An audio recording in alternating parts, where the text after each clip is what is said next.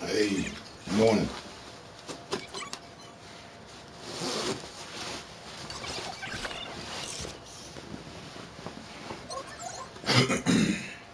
Shit tight, man. We got them politics coming through.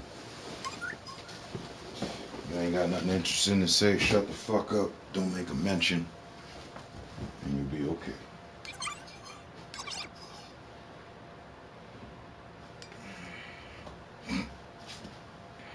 Let me get my shit ready.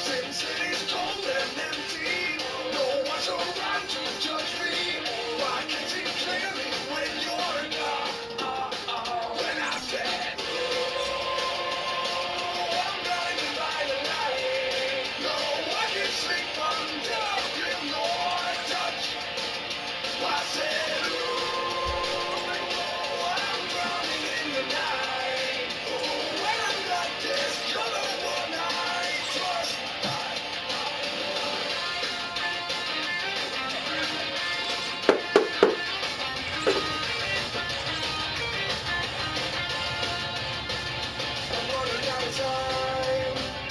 'Cause I can see the sun light up the sky. So I hit the road in overdrive. Baby, the city's cold and empty. No one's around to judge me. I can see clearly when you're gone. When I say, I'm blinded by the light. No, I can sleep until give no touch. I said, I'm drowning in the night. Oh, when I'm like this, you're the one I trust.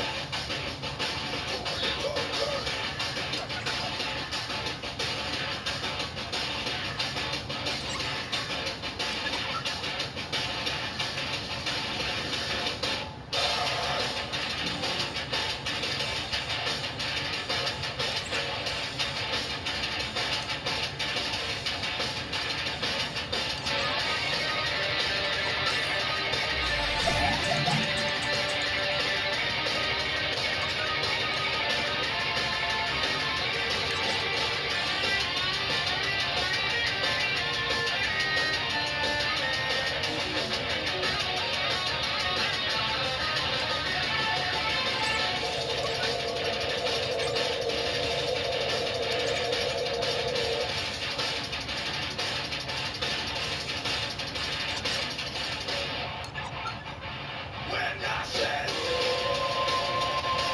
I'm blinded by the light. No, I can sleep until give no touch. I said, I'm drowning in the night. Oh, when I'm like this, you're the one I trust.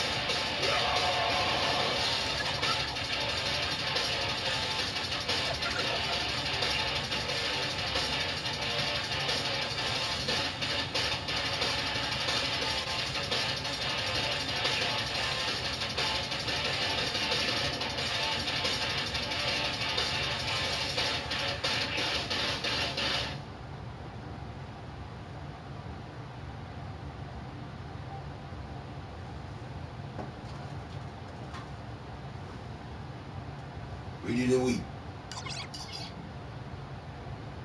Follow the rules, don't cry me the blues. Yes. Let's go. Everyone's excited about that prospect. And sunny perch. So we got a Super Bowl set now. Yeah, we got a Super Bowl set. How many people watched those games yesterday? Tom Brady, Patrick Mahomes heading to the Super Bowl in Tampa. By the way, this will be the first Super Bowl ever on the home field, like where the team that's in the Super Bowl, it's their home field.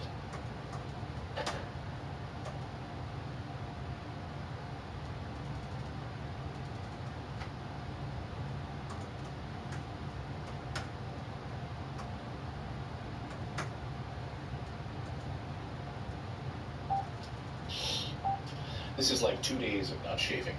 Should I go for it? It looks good. I was saying, like, this morning when you got on, you looked like an unkempt George Clooney. Like a cross between Clooney and what's Sean Connery, or Sean Connery. Sean Connery? Hey, did your picks get to the Super Bowl? Joshua was asking. No, well, my picks, I mean, I thought, look, I'm an Eagles fan, so there's no celebrating that at all, but I thought for sure that, I couldn't believe that Tom Brady made it to the Super Bowl. I thought, oh, he's going to get to this new team, it's going to be like Joe Montana going to the Chiefs after he left the 49ers, he's not going to really, but they turned it on halfway through the season, and the Buccaneers, holy smokes. I thought for sure the Packers were going to pull that one out, but in Green Bay, no. But he is like someone said in the chat, Brady is like a machine. His 10th Super Bowl, he's been in 18% of all Super Bowls. It's crazy. I look like the Marlboro Man without the Marlboros. Didn't they have like multiple Marlboro Men because they all died of lung cancer? I remember John Shank one. says hours are finally picking up at work. That's good to know, John. All right. Yeah, so I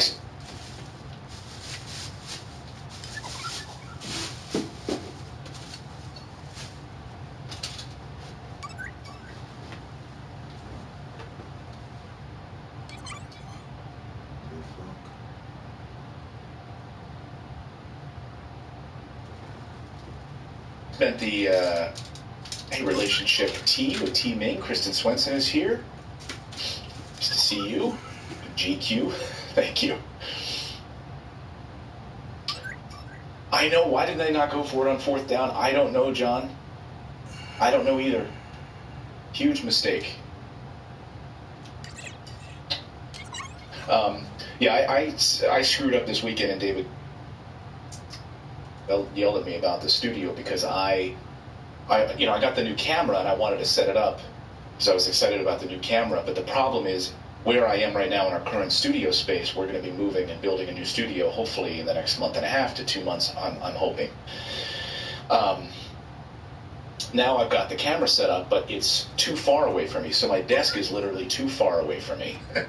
And that means that I can't reach my keyboard. So in order for me to get to my keys and all that stuff, I got to lean in, and so it looks really weird. So Yeah, I'm going to fix that after today's. Clayton is like a kid. You're like me, actually. I do the same thing, although I make sure that I have all the things I need before I put that in position.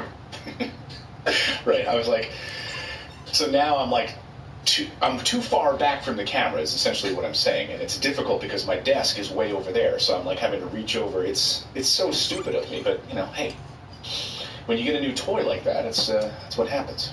So if you're just joining us, smash that like button. Smash that like button in the chat. Let's see if we can get it up to like 6,000 likes before we start the show. We're going to start the show in about 2 minutes. Smash it. Roy Miller says, I honestly thought that Aaron Rodgers and the Packers were Super Bowl bound. I was disappointed terribly. Yeah, I would have liked to have seen Aaron Rodgers back in the Super Bowl, but it is crazy to think that Brady goes to Tampa Bay, wins an entirely new offense, and now is back in the Super Bowl with a new team. It's crazy. Cowtoon, you don't probably have the greatest time management QB, 210 left in the game. Yeah. Hey, and somebody's asking about your dad. Just so you know, all you members, the members chatting, Clayton released a members-only video yesterday with an update about his dad. So make sure you go, just so, in case you don't know, there's a community tab on YouTube if you're a member.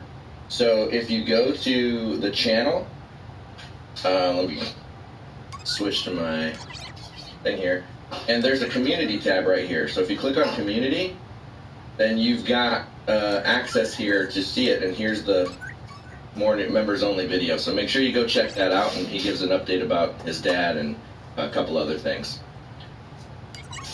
Yeah. By the way, I'm curious, which one of our channel members was the only person that gave it a thumbs down? I was like, okay. Oh, sorry. Yeah, that was you. Yeah. I always got to do that just so it doesn't look like we're, doing that well. Yeah. Yeah. I was like, okay. I think there's a person out there that just goes and unlikes every video on YouTube, because every video I see at least has one. It's crazy. Like, literally, I'll post a video, and clearly no one has seen the video yet. It just posted, and someone leaves a thumbs down. I'm like, okay. Well, it wasn't Eva. It wasn't okay. Thank you, Eva. But it's hilarious too when you post a video and someone then the video is about the subject, and someone in the comments is like, "Well, what happened to the stimulus?" And I'm like, "Well, that's what the video is about. Like, watch the video."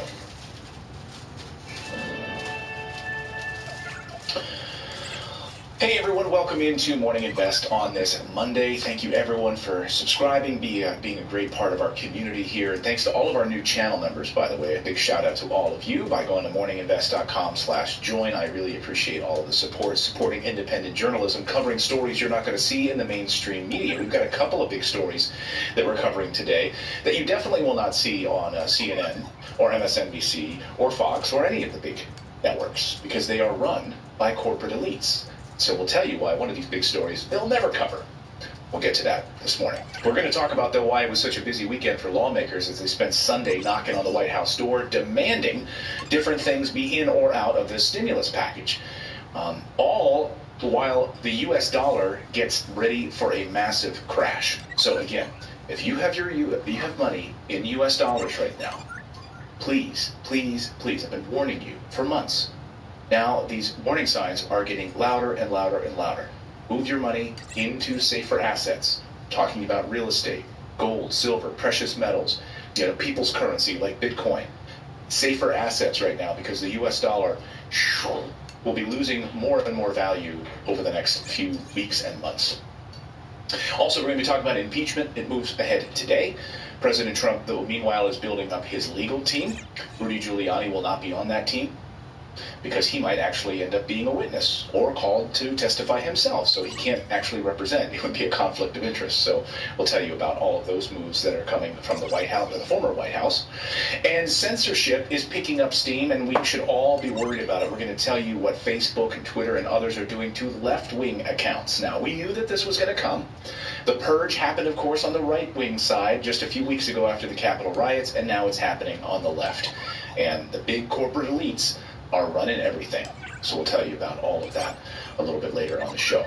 Before we get to the news, I want to tell you about our sponsor, our friends over at Truebill. The average person saves $720 per year with Truebill. That's right. You can get started right now by going to Truebill.com/invest and seeing what they have to offer. And it's a pretty incredible setup, what they're able to do. They're able to actually take all of the bills that you're paying, like all of the different subscriptions that you have out there that are floating around out there, and they'll actually figure out what subscriptions you've been paying for that you totally forgot about. And you can cancel those subscriptions right inside of Truebill. And the average person with Truebill saves $720 per year. So you can get started today by going to Truebill.com/invest. Take control of your finances. Start saving at Truebill.com/invest. You'll get full credit reports. You can see if there's any fraudulent activity on your accounts. And it's the perfect time at the beginning of, here we are in January, to take stock of your finances. You're going to discover, we had a couple of our viewers that said they signed up and they couldn't believe how much stuff they've forgotten about that they were paying for, and Truebill helps you get rid of it. Yeah, I signed up and I've been using it for the past month, and I knew some of the stuff that I had, but it actually shows me a breakdown of what I've spent that's over what I spent the month previous and stuff like that, and so it has been helping me kind of keep an eye on my finances with the emails and stuff that I get out of it, so it's pretty cool. That's great. Yeah, we discovered some stuff that my daughter had signed up for. We didn't even know about. It's like, okay. So, yeah, a new year, a new you. Go check them out. Truebill.com/invest to cancel some of those subscriptions and save a boatload of money. So our thanks to them for supporting the show. All right, get your questions in now. I want to hear your thoughts on the stimulus this morning because a test right now is unfolding for President Biden. His leadership on the stimulus front is coming much faster than anyone thought possible, and it's all coming over this battle for a new round of stimulus money right now. So what do we think actually about the prospects of President Biden's big coronavirus relief bill? Well, you know me, I'm a pretty positive person, right? You probably picked that up about me. I'm a pretty positive person. I'm always sort of a glass half full kind of person, but I'm also pretty skeptical because I've covered Congress for many, many years as a reporter and a news anchor. And so, once you think something is actually going to happen, suddenly other pieces get pulled out of it and it doesn't happen. That's the way Congress works. So you won't be surprised here that I'm pretty skeptical right now that Biden's going to be able to get anything resembling his $1.9 trillion American Rescue Plan through Congress in its current form. It might be ripped apart. It might look totally different, especially if he wants to go the bipartisan route on this thing. I'm also skeptical this morning that Democrats are going to be able to pass anything by March 14th. I know, right? That's a ways away. We thought maybe they'd be passing a new stimulus package sooner than that. But there's a lot of things on the table right now that I don't think Congress is going to be able to get done in time. They have still all of these cabinet members that they have to push through. You have members like Josh Hawley who are basically, holding things up on that front. So getting these people through. We also, March 14th, of course, is the deadline when that $300 weekly federal unemployment payments run out. See, this is the thing that Congress always does, right? They put in place a package, and then they suddenly, like, they find themselves up against this deadline because they forget to, like, set a reminder on their calendar that this stuff is going to run out in a few weeks. So right now, they have this reconciliation process. You know, I've been talking to you about this reconciliation process a lot. And, hey, baby girl, can you close that door? You know, everyone's home from school, so it's like virtual learning around here right now, and they're like in their classes doing all that stuff. So I hear, okay, it's story time in the preschool class. I can hear that in my left ear. So I'm sorry if you're hearing preschool classes in your left ear here, but hey, we could all learn a little story. Would you guys like a story time? Let me tell you a story about the stimulus. Can you tell me a story about why it's now 1,400 and not 2,000 like promised? Like. Well, David, there once was a new king who wanted to pass stimulus for all of its people. But then there was a grinchy Congress that didn't want to go as large as $2,000 stimulus checks because they had mean overlords that they had to pay money to in the form of defense contractors and Wall Street overlords. And the little people, the peasants that lived in the village, were once again not going to get money. The end. So that seems to be what's happening right now. That, no, $2,000, yes, you thought. Now it seems like we're not even talking about $2,000. All the discussion, all of the reporting. I know. By the way, yeah, that story was awful. You're not going to read it. Read that tonight with your kids in bed. Here's the story of the stimulus by Clayton Morris. Let's talk about reconciliation, kids. Because that's that wonky budget mechanism, you know, that triggers a 51 vote threshold for passage in the Senate. And you've been hearing from Bernie Sanders over the past few days on this idea that we could pass this through reconciliation and we wouldn't need Republicans. But that whole piece is complicated because it takes time. It takes a lot of time, actually.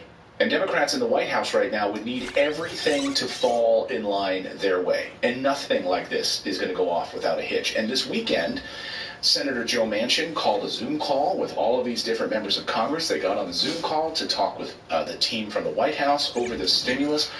They want to keep these bills targeted, $1,400. They want to make sure that people that, you know, actually have a job wouldn't get this money. Which again is incredibly irksome to me because these people who have a job on paper in many ways had their hours cut. So how are you going to target this? That's incredibly bothersome to me. I like the word irksome better. Use that today. When you're just out and about today, just see if you can use the word irksome. So it's going to take time.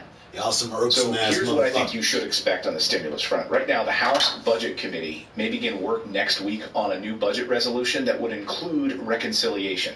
And these instructions from reconciliation would begin the process of that 51 vote threshold that Bernie Sanders is basically pushing for. And that would then help them meet that mid-March target date. But they've got to move quickly on this because it takes a lot of time to put this together. So there's going to be decisions on what this plan is likely this week and into next week. Now, the Senate Budget Committee will also, who is led by Bernie Sanders, he's anxious to get to work. He said, quote, we cannot wait weeks, he says, and weeks and months to go forward. We have to act now, he said.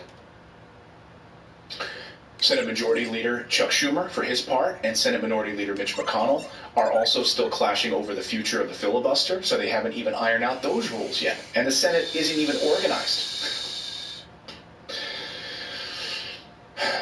But a Senate source working on the issue said, quote, Democrats can bring a budget resolution no matter what. So they can do this with or without Republicans, but the question is, can they do it with or without certain Democrats like Senator Joe Manchin? So if you bring like a budget resolution to the Senate floor, it means there will be a vote-a-rama. That means that any senator can offer an amendment to the budget. So think about that. 100 senators. If you add this as a budget resolution on the Senate floor, like think back to, I think it was 2017, There were more than 700 amendments to the budget resolution. So all of these senators are just going to be throwing out random budget resolutions. This thing is going to go crazy if they do it that way. And there's going to be more this time. You think 700 was a lot back in 2017? Whoa. A wah-wah-wee-wah. There's going to be way more than that this time. In fact, according to some sources, they're telling that they expect more than 1,000 amendments could possibly be in here, according to Punchbowl News this morning. And only a fraction will actually get a vote. So they're going to slow down this process big time from all of these different senators throwing out amendments. That's why, if you're asking yourself, like, why would this take so long? That's why. So once both chambers then have gotten past that hurdle, it will be massively time-consuming. Then the House and the Senate committees have to get down to writing the actual bill. So you see why Congress is like, it's like looking at molasses, like dripping out of a jar. It's like, come on, little buddy. Come on, little buddy. It takes a lot of time. And then the Ways and Means Committee has to then put a big chunk of it to work in the House itself. Same with the Senate Finance Panel. They have to go back and forth. So President Biden would much rather go the route of having actual stimulus legislation that can move more quickly. To do the budget resolution thing and go that route is going to be slow like molasses. And then there's others, like over the weekend, I don't know if you guys heard about this, where now one GOP lawmaker says the only way we want to give out stimulus money is if you get vaccinated first and prove that you're vaccinated before we'll give you vaccinations, or before we'll give you stimulus money. Good morning, Skeeter. Angela Dixon says, thank you for your super chat. Says, I just don't understand why he didn't do a standalone bill. President Biden isn't keeping his word. Yeah, you could say that. People wondering why the president who promised in Georgia $2,000 stimulus right is also away. not, Even right said away. Right away. Like literally within the first week. Let's pass $2,000 stimulus. It's what got them elected. That's the It's thing. how the Democrats won in Georgia. If you vote for these candidates, Well, the stimulus problem is checks this is will what be going happens. right People out make the these door. promises, and then they get into office and suddenly have all of these But he's been indoors yahoos for a week now. and this like cacophony of sycophants telling you can't do things. And you forget why you got there in the first place. Yeah, he does. Yes. That's why John Ossoff and Raphael Warnock won. That's why they won in Georgia. We're getting an unveiling of Because they said, good if you vote of for bullshit to come. $2,000 stimulus checks in your pocket. And they were saying that on the backs of what Biden just gave them cover. And now what? Happened with Well, Obama. is it a reality that happened Senator with Joe Trump. Manchin wouldn't vote for it, so you need 51 Here it votes goes anyway? with I don't know, Biden. it's just the reality of legislating. You have vaccination and testing programs right now, food stamps, school aid, raising the minimum wage to $15 an hour. This $1.9 trillion plan from President Biden is huge, and it's ambitious. That bitch. But the House passed many of these provisions as part of the HEROES Act last Congress, and yet it all has to be passed again. That was a And then, missed of shot. course, They it should has have got to her out of understand office. the Byrd rule in the Senate, I which did limits too. what kind of policies can be included. They should have in got this her out of reconciliation office, process. We her out of talked her about that a position, few weeks and ago. Mitch I gave you the McConnell history of fully the Byrd out. rule by They Robert should have Byrd, voted Democrat of West Virginia, both of formerly, them out. who said during this budget process, you can't throw in random crap like saving sea lions. But It's got to people- be money-related, budget-related. People haven't really been woke or paying attention to politics at all, so they don't even know what the hell is going on. But People haven't really been. hopefully we'll have a serious awakening. So they don't even know what the hell is going on, but. We'll have a serious awakening in 2021. I I don't know why that shit switched over. Come on, man. Democrats and the White House could meet their target. It's not impossible, but it's unlikely. Brian Deese thinks that they've got to move quickly. He's a nice guy, but He spoke nice over- guys he finish spoke last on- sometime. By the way, you're going to see a lot of Brian Deese. Most of the time. Let's get it right. Brian Deese. You're going to see a lot of this guy. He's the new economic chair for the Biden administration. You're going to be hearing from him a lot, really leading this round of negotiations. He says we need to act very soon. We're on the precipice here of a major problem. Our economy is at a very precarious moment. We are 10 million jobs short still of where the economy was when this pandemic started. Last month, the economy lost jobs for the first time since last spring. Retail sales fell last month, and just yesterday we saw another 900,000 Americans file for unemployment insurance. It's a good source of information as far as politics. That is higher than any week during the Great Recession. It's a moment that requires decisive action to beat this pandemic and support the economic recovery that American families need. That's why a week ago, President Biden laid out a comprehensive I do this for the most American part. Rescue Plan. A plan it's part of my that is stream focused on process changing now. the course of the pandemic, getting students back to school, and giving families and businesses a bridge to the economic recovery. Sub up, join up. While You'll see me in there texting. Inequities You know what I mean? Join in us. our economy that this crisis has exposed. We have been engaging closely with members of Congress, with governors, mayors, business and labor organizations in the weeks since, and will continue to do so. Well, it's definitely in a better place than it is now. To consider this important, that's for sure. Proposal. There was still the racial tension, right? At the same time, the American people. There was more unity. And now there's less unity, more racial tension. Right now, and that's the motivation behind the actions more divide. the president will take. There was divide when Obama was in office. There was divide. These actions are not a substitute. I say that there wasn't, and this was, kumbaya, and we was all holding hands, singing hallelujah. But they will provide a critical lifeline to millions of families. It was definitely better than what it is right now. Into the specifics, the president will sign 2 executive orders today. The first directs agencies to consider a number of actions that will provide emergency relief for working families affected by the COVID-19 crisis within existing authorities and helping to correct some of the errors or omissions of the prior administration in providing families with relief. I just want to touch on a couple elements that are in that executive order to give you a sense of what we're talking about. On the issue of food insecurity, which is a growing crisis in America of hunger. Nearly 30 million Americans last week said that they didn't have enough food to put on the table. So the president will ask the Department of Agriculture to consider taking immediate steps to provide nutrition assistance to hard-hit families. First, by increasing pandemic EBT benefits by about 15%.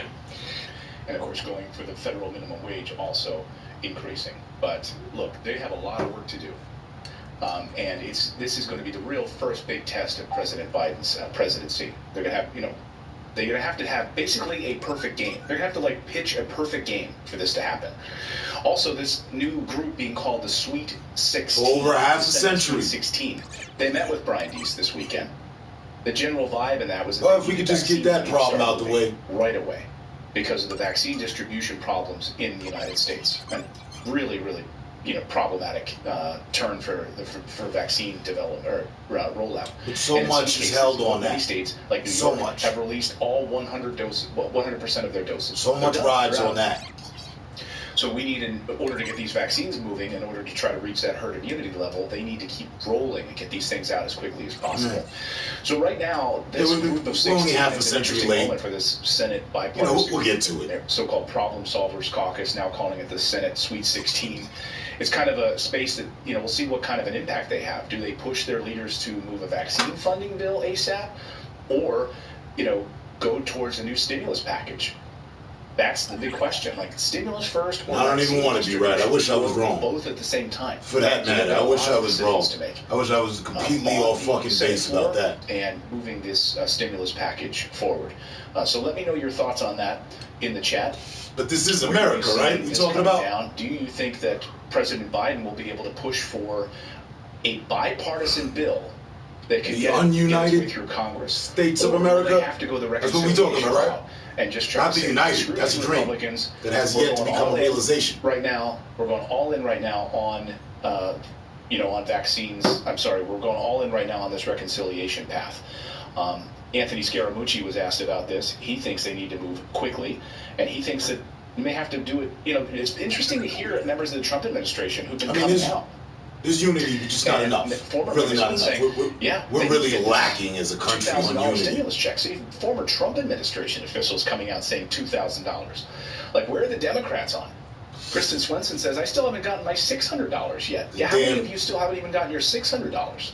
Let me know in the chat right now. We'll put them up on the screen. Dire here. need of unity.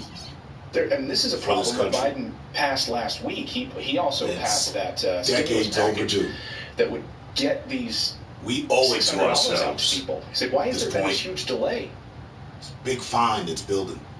Big debt. Sub-Zero says, so I was wondering if you wanted to get that tax credit, do you need to wait till it passes to file taxes, or will they send you the difference after?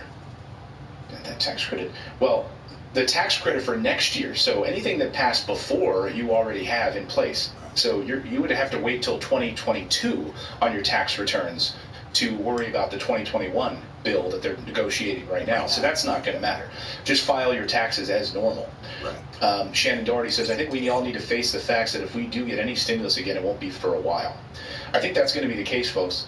I think, if anything, they're sort of targeting mid-March now. What do you think? Well, and I also think that people need to, people are like, it's the damn Republicans. It's not. It's both now. It's both Democrats and Republicans blocking this. It's just always been both. Yeah, exactly. If you have Joe Manchin, who calls a Zoom call this weekend and says, look, if we're going to pass any kind of additional money, we want to first see that first batch spent. Susan Collins of Maine, for instance, she came out, Republican, and said, hey, we still have $1.8 trillion that's sitting there from the December bill that hasn't been spent yet. Like, why? Dole it out. Like, there's all this money still sitting there that hasn't gone out yet. Dole it out. So now we're talking about another bill. And this is what they're up against, folks. And that's why I think Biden just needs to go big.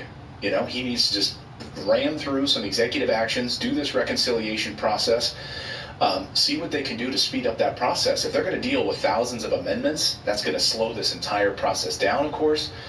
That's irksome. And right now is the most opportune time because Biden has the people on his side right now, like the population. So if he pushed it through, he could really make them look horrible for not passing it, because there's a lot of Democrats and stuff that would get on board and back him, and then they'd have to answer to why they're blocking it. Exactly. So put it on them. I mean, this is the thing. This is, this is what I just don't understand before, which is like you could have actually put it in Mitch McConnell's lap, right? And instead, they didn't even bring it to the floor. They didn't manage to get it in his hands. And the president could have shown leadership on this issue and didn't.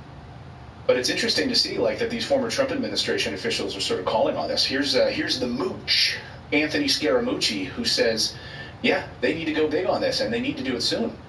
Is he going to get the support he needs for this $1.9 trillion stimulus package, or might they work with him, but not too much, because maybe the Republicans want to take the White House back in the next 4 years? Yes, and of course they're not only the White House, they're playing for the congressional midterms. They obviously want to see if they can take back the House, and so obviously the Senate's in more or less a tie, but you get the point. And so there'll be some resistance, but I don't think again this could be contrarian. I think what's happened here after watching the Capitol stormed, an insurrection, the potential violence on elected leaders, calling for the death of Vice President Pence and Speaker Pelosi, I think what's happening here now is people are like, whoa, this has gotten a little bit out of hand. It's a little bit too far. Let's see if we can put some things together that can put the country at ease and transition us into a different environment that's more cooperative. And I think that's in the best interest of both parties. So if you're a Republican strategist, you're saying to yourself, okay, we got to do that because it'll help us win the midterms. And if you're a Democratic strategist, you're saying the same thing. We got to do that so that we can expand our majority. So the good news is I think both parties recognize that that's probably the best choice for them in terms of where the incentives lie. So that's the mooch saying that, yeah, it does make sense to get something through on a bipartisan basis to show that look, we know that moves the needle for voting, right? So, you're a member of the Senate, you voted for stimulus? Great. Because they're going to run ads against you. John Ossoff didn't vote for you can see it now, right? He didn't vote to send you an additional $2,000. Vote him out. That's what's going to happen. So that's the very latest on that. But meanwhile, we've got the dollar, which is also just beginning to crash. And there's a number of factors involved in this. Of course, the printing of money for Wall Street, but also because people don't have stimulus money because we've seen huge declines in savings accounts. This is just starting.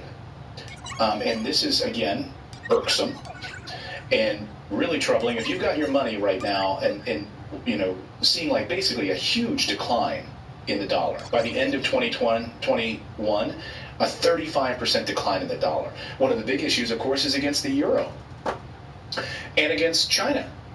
So China, by the way, if you can believe, today marks the 1-year anniversary in China of the lockdown of Wuhan. Yeah. That lasted for 76 days. Total lockdown. What's their in count? Wuhan. What's their count? And they essentially got rid of the coronavirus there. Now there's been pockets that have popped up throughout China. But they've almost returned to total normal life in that region. Their economy is one of the only in the industrialized world that actually expanded after that. And the U.S. is struggling to keep up. And the U.S. dollar is really sinking fast. And certainly when you see it against the euro right now, ooh, it is troubling. So again, if you've got your money right now and you're trying to figure out 1 year later, 365 days later, they ain't got nothing. They down to like, single digits, 9%. All right, overall. 1 year later, the origin place of the disease, no signs of it. And China's taking care of their country. What were they doing? They were covering 100% of their civilians' wages and everything. 100%. Y'all go ahead, lock down, self-quarantine, get your mask, all that. Here's a year's worth supply. You know what? We good today. And their economy did better. That's wrong. what you should do. Investing in the US dollar is a huge mistake because a dollar saved right now is a dollar lost. It's going to continue to decline. And you have to look at this and you have to pay attention. Make sure you're putting your money in smart places. And if you're also right now, if you're suffering from debt, I've heard many of you have written to me and asked about a good debt consolidation program. So I want to tell you about a company called Lightstream. So Lightstream will help you actually consolidate your debt. And you can apply for a credit card consolidation loan. That's the company that J.D. Power ranked #1 for customer satisfaction in debt consolidation. I wish these guys were around when I was in $75,000 in debt. These guys are amazing. You'll get personal loans, huge discounts on interest. So if you guys are suffering from a lot of high interest rate credit cards right now that you used over the holidays, or heck, I know people that are putting their prescription drugs on their credit cards, and you have to pay this stuff off. When it comes to refinancing your credit cards, you have a bunch of options, but only Lightstream was ranked #1 by J.D. Power for customer satisfaction. So you can get all sorts of information, credit card consolidation loans starting at just 5% APR with an auto pay feature, and you can get your money as soon as the day you apply. So check them out. I wish I had this when I was really crushed with debt back in the day. So here's what you need to do. You need to go to lightstream.com/invest. You can get an additional rate discount if you use our link. They'll actually give you a lower interest rate just for using our link. Go to lightstream.com/invest, and you will get that additional interest rate discount. So apply for a credit card consolidation loan from company J.D. Power, ranked #1 for consumer satisfaction in personal loans. They are subject to credit approval. Rates range from 5.95 APR to 19.9% APR and include a 0.5% auto pay discount. The lowest rate requires excellent credit. Terms and conditions apply, and offers are subject to change without notice. Visit lightstream.com/invest for more information on that. So our thanks to them for supporting the show. And we wanted to be able to get you a great company for so many of you that have been dealing with this debt problem. And like I said, I was $75,000 in debt a number of years ago, and I had to do a consolidation program. I ended up getting ripped off, and that's why you need to have a reputable company, and that's why Lightstream is on our show. So thanks to their support for the show. Yes, they'll do all. Go check them out, Addie. They will consolidate all sorts of debt, not just credit cards. And they'll give you a proper loan to bring all of that under one roof. So, interest is the biggest thing that crushes people. And especially with the U.S. dollar tanking, these are things you need to pay attention to. All right, we're going to talk about impeachment now. We got some big news on the impeachment front. At just before 7 p.m. tonight, House managers will take the articles of impeachment, former President Donald Trump, they're going to walk them over to the Senate chamber, and it will actually trigger the formal start of the trial. The senators will be sworn in tomorrow to deal with this. However, the really important part of all of this is the proceedings will not begin until the week of February 8th. So they will be sworn in. Trial will actually officially start as soon as they hand these articles over to them. So here's a few things that they're watching out for. We are watching out for. Trump's operation, his legal operation right now. So during the last impeachment, Trump had then Representative Mark Meadows. He was his lead lawyer was Jay Sekulow at the time. And White House Legislative Affairs Director Eric Ueland. That was who was running his operation up there. So who will be the point person this time? We don't know. So Trump has been talking to Senator Lindsey Graham, who basically helped him find a lawyer last week, Butch Bowers. Bowers is going to coordinate the leadership with lawyers on timing the overall legal strategy of this whole thing. So how long is this going to trial last? The trial guidelines that the Senate Majority Leader Chuck Schumer and Majority Leader Mitch McConnell announced on Friday were just a compromise, and it's just simply an outline. McConnell wants to give Trump more time to prepare. Schumer wants it to be over as quickly as possible because they've got stuff to do. And the Senate, of course, is set for a week-long President's Day recess beginning February 15th, so they're going for a whole week. By the way, we would get 1 day off for President's Day. Why are they getting a week off? Why does Congress get a week off for President's Day? It's not President's Week, it's President's Day. So will the trial extend into a second week? Are there witnesses called? There's a lot of questions on this, and really few answers because no one's answering them. They need to change their salary so that it's paid a percentage of the days that they work instead of... Oh my God. They would not like that. Because they can take our... The days that they work is so small. Yeah, they can mess with our pay, but we can't. Why can't we? Like, what do we have to do to mess with their pay? Let's somehow figure out how we can give them pay cuts until we get something. Yeah, exactly. Of course, we're all going to be watching out for the small number of GOP senators, like who might actually vote for impeachment this time around. They're going to be quieter, like once the trial actually starts. Because they're going to say, hey, we're just jurors now. We can't talk about this. But do you think, let me ask you guys in the chat, do you think that there will be 17 Republicans who would vote to convict Trump? How many people believe that there will be 17 Republicans who will vote to convict? That's the number that they need. But there are some senators that we're going to be watching out for on this. For instance, McConnell and his leadership team. Right now, that's up in the air. Is McConnell going to vote to convict Trump? He knows the future of the Republican Party is tied to this. We did get some breaking news this morning, though, that according to Trump's team, apparently he has no interest in starting a third party. Okay, so is this Patriots Party going to go down in flames? And is he going to just enjoy his retirement playing golf without a Twitter account? The Trump team is also lobbying Facebook this morning, trying to get their account turned back on Facebook. So, will Mitch McConnell vote to convict? Yeah, interesting question. What about Mitt Romney? Here are some potential yes votes. Senator Mitt Romney, who voted to convict before. Why wouldn't he not vote this time around? Which this time around is arguably way worse. Senator Ben Sasse of Nebraska has already said he would vote. Senator Susan Collins of Maine, she might be a yes to impeach.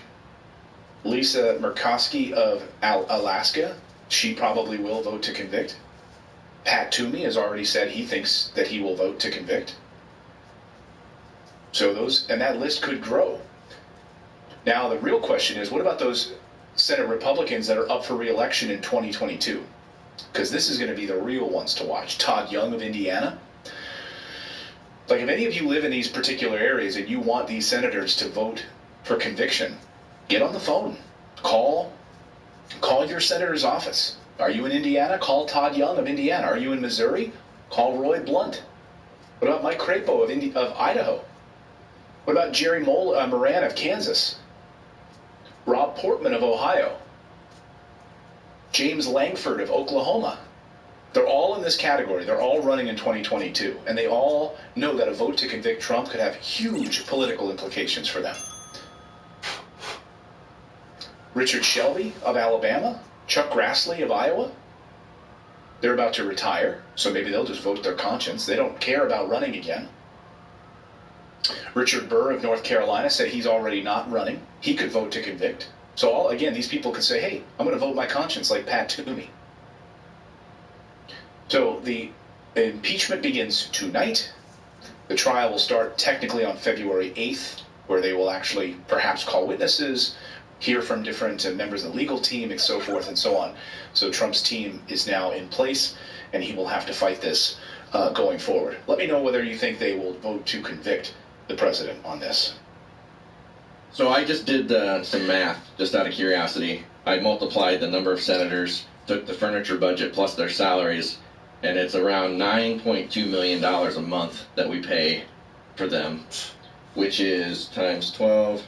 That's $109 million just for their salaries, and that's not including all the other bureaucracies and people that comes out of our money. Come on, man. That's crazy. Come on, man. Exactly. That's how much we pay for them, members of Congress. A month. Just Congress. They're doing the hard work, right? They're working for us.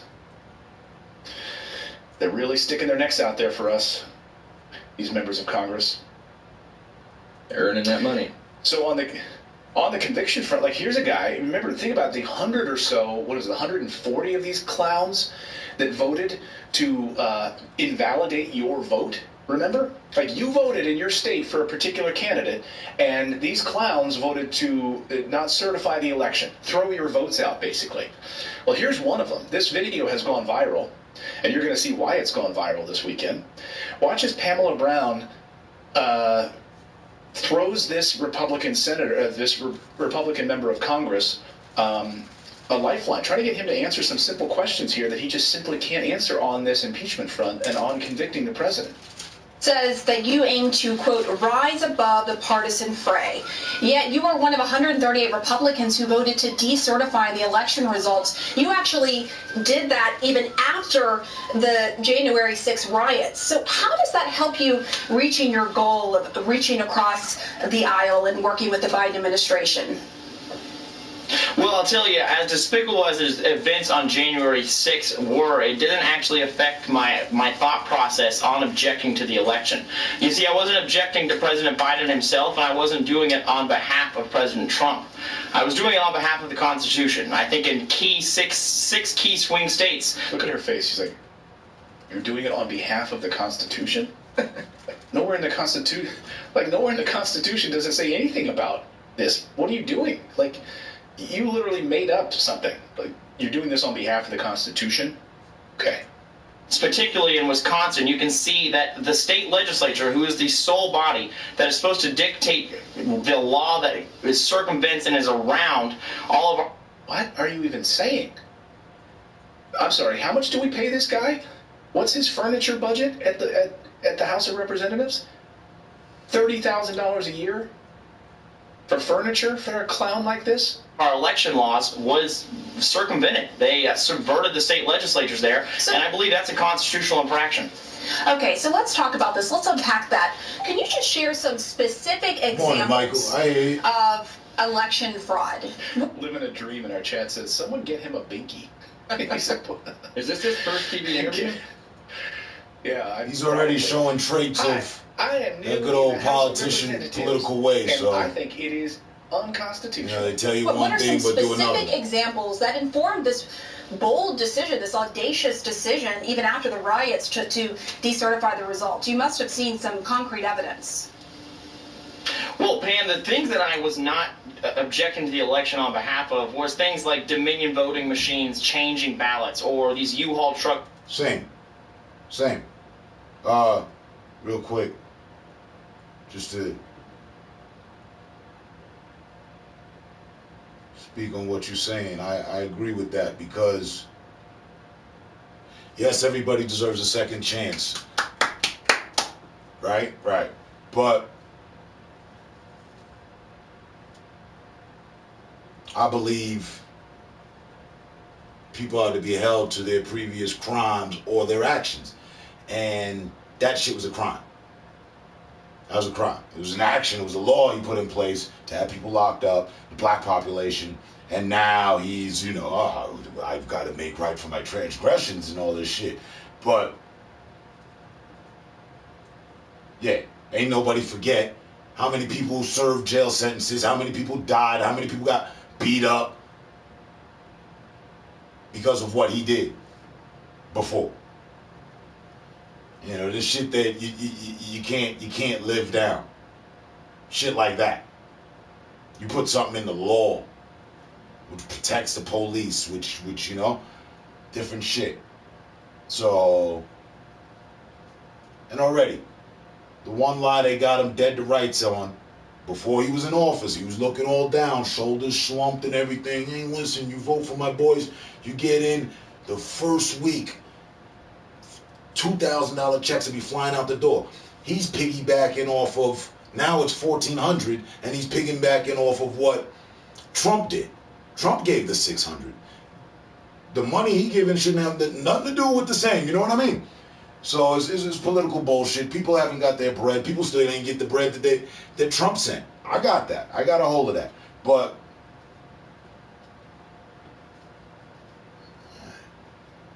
I don't want to pull the trigger on a gun yet, but he's already shot himself in the foot, in my opinion. Yeah. But your options are Trump or Biden, right? That's a useless choice. That's a rock and a hard place, right? Do we go with the same madness that's got us where we're at right now? I mean, that's what it was. It's not even anymore, right? I mean, that's what the option was. Or do we go with the guy who did us wrong before, who's claiming, he's turned over a new leaf? Look, he got a black girl with him. Well, come on. Come to find out, she ain't nothing but a literal political hoe. Kamala Harris. She fucking and sucking her way to the top. That's what she did.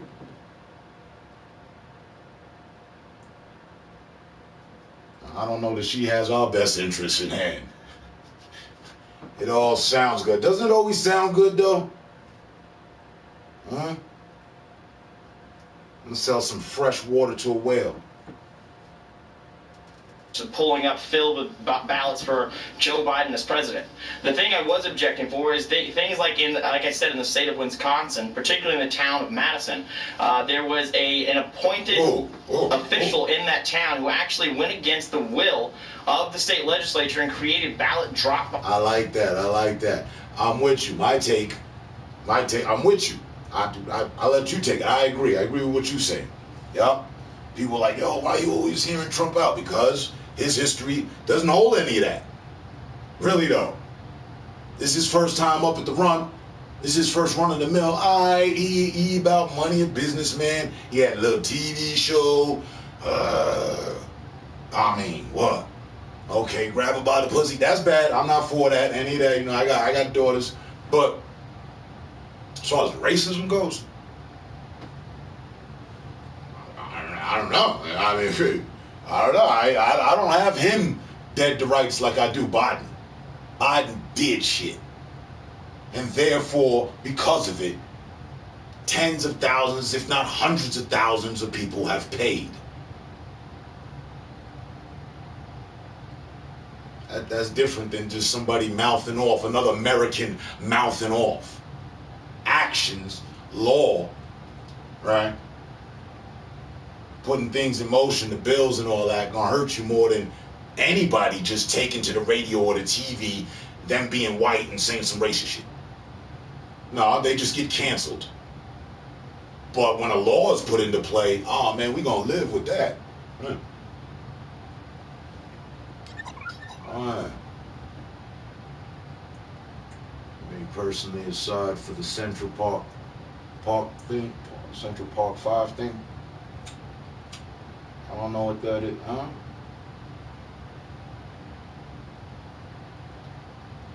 You know, there's so much shit going on these days, it's hard to keep up with the shit that's going on. It's one of the reasons I do what I'm doing now. But what went down to Central Park? I can't really point out any racism. Now I'm on.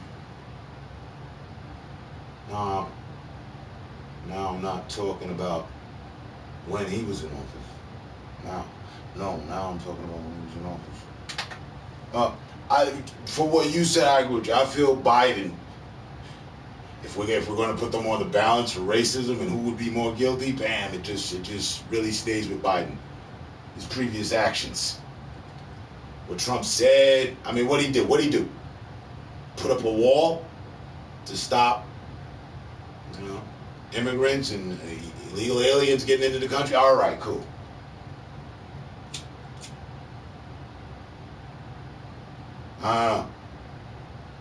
But it's just that. It's always that.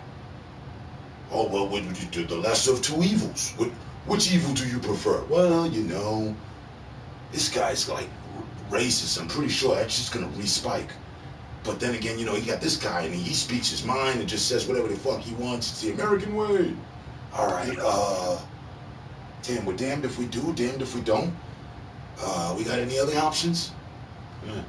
The exonerated 5? Nah, okay, I didn't hear that. I didn't catch that. Yeah, some of the misery that slipped under the carpet. I didn't catch wind of that. 1 hour in. Good morning. Monday morning. Politics, man. That's what we on. Just like my initial comment. Text up or shut the fuck up. Roll up. We all good because we up. Fresh week, fresh start. Let's go. The lessons of evils are still evil. Yep. You see, when it comes to that, it's like, okay, but let's go with the lesser of what we perceive to be the two evils because we think we can conquer that evil. Which all flips out to, well, okay, Biden, let's go, because, you know, he did some bad shit, but, oh, man, we're going to forgive him, and because, you know, we're all about forgiving. Yeah. Which is basically ballot harvesting that was happening in the parks. But this was all litigated. You know that the Trump campaign litigated all of this, more than 60 cases, and they lost. Either the cases were dismissed, the Trump campaign withdrew, or they never brought a case because they didn't have the evidence to back it up. Indeed, I believe specifically, and this is the one that I debated on behalf of on the House floor, in Wisconsin, that was never heard because they dismissed it because of standing. Now, I don't believe that that is a concrete enough of a way. Well, there were 3 Trump appointed. Okay, so you have Wisconsin, but you ended up not actually voting against Wisconsin. The lesser of two evils. Would you like me to drop the guillotine? Bam. It's painless. I'll face it downward. You won't even see it coming. Your head will drop in a basket. We'll throw that in the garbage. You know, tomorrow we'll do the same for others. Or, would you prefer, we cut you a bunch of times until you bleed out slowly to death? Which one you going with? I'm going for the guillotine. Wisconsin, it was just Arizona and Pennsylvania because you didn't have the Senate votes. But 3 Trump-appointed judges actually threw out these cases because of merit. It was because of merit. There were 3 Trump-appointed judges out of all of these judges and the more than 60 cases that were tossed out. And you keep talking about Wisconsin. I'm still not hearing any specific examples of fraud. If you would, just tell us, what are the specific examples you saw of fraud? Because When you think of fraud, you think of a vote, you're slipping one past the election official, or a vote was stolen, somehow it didn't count. Did you see that specifically? No, Pam, and like I said, that's So not you the did- reason No. So, no, I didn't see any evidence. Okay. I Okay. contested the election. Hold on. And so you wanted to throw out millions of votes without actually seeing any concrete evidence of fraud? Because that's what you were doing when you were contesting the election. The intent there was throwing out millions of votes. Well, I disagree with you on that point. That was not my intent. My intent was to hold up the Constitution, and setting up ballot drop boxes, which is essentially ballot harvesting in Wisconsin, is unconstitutional because the state legislature said they didn't want that. So you know more than the judge, the Trump-appointed judge, who actually looked at that case before the election and dismissed the Trump campaign's argument that drop boxes are unconstitutional. And if you would you point to me and where in the Constitution it says that drop boxes are unconstitutional? I don't recall seeing that in the Constitution. It ain't in there. No, so the way that I believe it was unconstitutional is because in Article 1, Section 2, Clause 1 of the Constitution, it states that only state legislatures will mandate the manner in which an election is conducted. Okay. Right. We actually have that on the And- screen. Go ahead. Excellent. But when you go into the state of Wisconsin, you see that the state legislature actually voted actively against having vote drop boxes there. And then in the town of Madison, they decided to set them up anyways. So you're making an obscure case on this. Other constitutional experts say, look, what this says right here, this Article 2 of the Constitution says that the legislature can decide what dictates the electors. And they did decide before this election. The states did decide that the plurality of the vote would dictate who the electors are. So that did actually happen. And I just want to also ask you, what sort of research did you put in? What kind of work did you put in before you decided to make this objection? I'm just curious what you read. Did you actually go to any of the states to look at the voter fraud? What kind of research did you put into this? No, so we hired 3 constitutional lawyers who looked into this for So, no, I didn't do any of that work, but I hired a guy. our campaign. And then the findings that we had is that, as you said, I believe in the reading the Constitution through the prism of original intent. And I believe the original intent of the framers of the Constitution was to make sure that the federal government can't exercise overreach and go into these states and dictate our laws of how to run elections. So there you go. That's a guy who's getting paid a nice chunky salary and has a whole week's vacation off. You know, I wish that every single political interview went that way. Like she didn't let him get out of it. Like that wasn't softball questions. Like every politician should be interviewed like that. I agree. Exactly, like Tim Russert style. You know, that's why I loved But Tim they Russert don't. on Meet the Press. He would. They interview him You know, like that after like, fact. What I used to try to do when I was on television, you know, in Fox and Interview otherwise, is them just like hire that when they're up for Republicans, and just as election I would and all interview that. Democrats and ask those questions, the difficult questions, but you know, I'm glad they also let this interview go on for a while because you know, in a 3-minute interview you can't get into some of the stuff. But she got him to admit, no, I didn't see any evidence, zero, none, I didn't see it. Okay, so you're admitting you didn't have any evidence. What evidence and research did you do? Nothing. Well, we hired a guy. Okay, that's great. Thank you for your tough work. That's a member of Congress right there that we pay for. But they send a letter that they are committed to working with President Biden now. Because now they know, I'm telling you, follow the money. Because now what's happening is these guys are losing donors.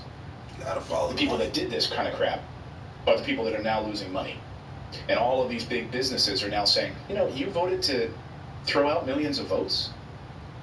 Okay, then we're not going to give your campaign money anymore. They're like, no, you know what? We're going to send a letter to Biden and tell him we're going to work with him. So can I still have some of your money? Follow the money. Follow the money right to the top of these big media companies. Here's a story that I find absolutely troubling, and we should all be paying attention to this censorship. There's been a purge. There's been a purge now of left-wing accounts from social media.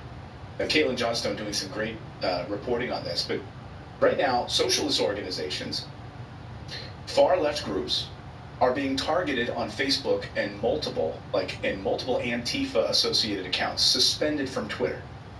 So, you know, I'm a progressive, and I warned all of you a few weeks ago, David and I both did, we were talking about after the Capitol riots, and they started shutting down Trump's accounts and other people's accounts, that this is the first step towards a widespread censorship, a wiping clean of these different social media platforms by these corporate, tech giants, these corporate elites. If they don't like what you have to say, it's wiped away. This is why it was really dangerous that these people that are getting taken down now are the people that were asking for the other side to be taken down. We're not against them being taken down, and now they're getting taken down. And that was why, when you think about free speech and all that other stuff and censorship, you have to protect the unpopular speech more than the popular speech, because that's when this happens. Exactly. Yeah, you're right about that. So, like, we run a progressive show here, right? The things that we stand for on this show, things that we believe in, Medicare for all, making sure that people have access to health care, a living wage, ending foreign wars, right? These are not things, though, that are supported by corporate media. So when you tune into CNN, when you tune into Fox, when you tune into these big channels, they do not support the things that we support. They do not want universal net income, basic income. They do not want universal health care. They do not want insurance companies to not be incredibly profitable. Doctors They do not want the pharmaceutical companies to be incredibly profitable, right? Because they make money off of them. Think about all those advertisers that funnel money to these big business and big billionaire corporations. That's exactly what happens. So we on this show, we're saying, be careful what you wish for. Because, as the title reads, just on the, Monday morning political madness and all that. Up early. Alright. Get that mind focused, following the money. Good to see you. Great guy right there.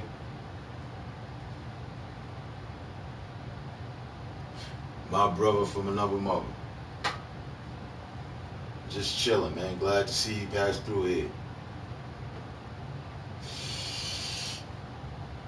Yeah, I know you might have had a problem finding the channel. They still DDoSing and messing with modems and all sorts of weird shit and being blacklisted and all that. So I'm glad you fought through we won't call them firewalls, the hate walls, yeah? We're listening to a little Morning Invest. I'll text it up again. It's good,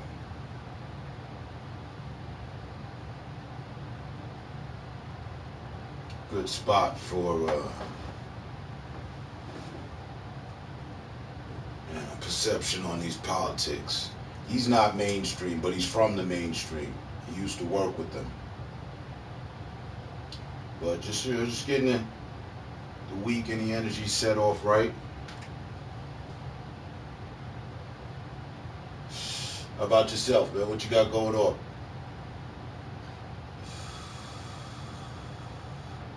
Whatever you got going on, I hope everything is good. I'll just say that.